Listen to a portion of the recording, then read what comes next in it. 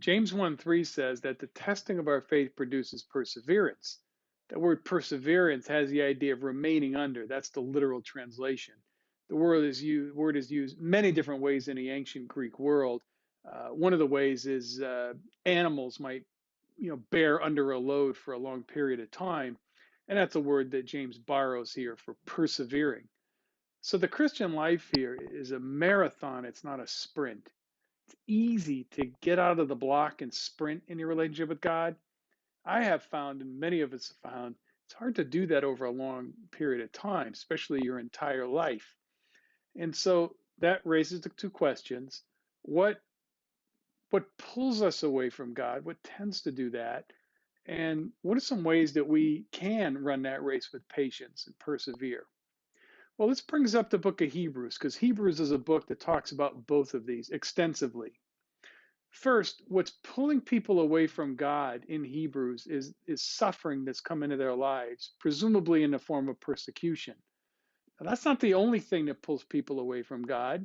In First Timothy, it's the love of money pulling people away from God. People are making a lot of money, they're very successful, and for that reason, they're forsaking God for other things. But in Hebrews, it's suffering and it's persecution.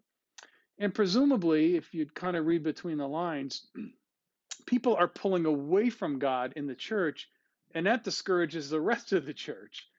So there's kind of a multi-layered effect. One day you're worshiping next to someone, encouraging each other in the faith, and the next day they're denying Christ, pulling into the former things of Judaism. That's why the author talks about Jesus is greater than Moses and greater than the tabernacle. He's presenting the benefits of the gospel and the importance of Christianity. And so suffering and watching people pull away can discourage us in the long term in our relationship with God. Now, what keeps us close to God is a great passage in Hebrews 10, 23 through 25, where the author says, let us stir one another up to love and good works. And then it says, not forsaking the assembling of the saints, but encouraging one another all the more as you see the day approach. That's a passage about Christian community. Interestingly, as much as I like preaching, I am, after all, a pastor, there's no preaching in that verse. The antidote, so to speak, of falling away and being a sprinter and not a marathon runner is community, building community with the people of God. Very hard to walk the journey of faith alone. It's so important that we get involved with people along the way and invite them into our faith journey. That's the importance of the local church, where we're fellowshipping, staying in community, praying for each other, talking about the scriptures, and frankly, just sharing life together.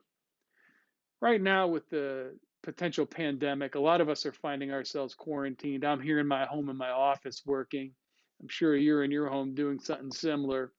It's all the more important to practice community as much as we can. How do we do that? Well, get involved in online Bible studies.